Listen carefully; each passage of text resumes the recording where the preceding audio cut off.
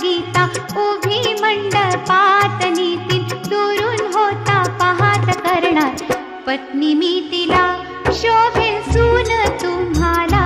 करणार पत्नी मी तिला शोभेल सून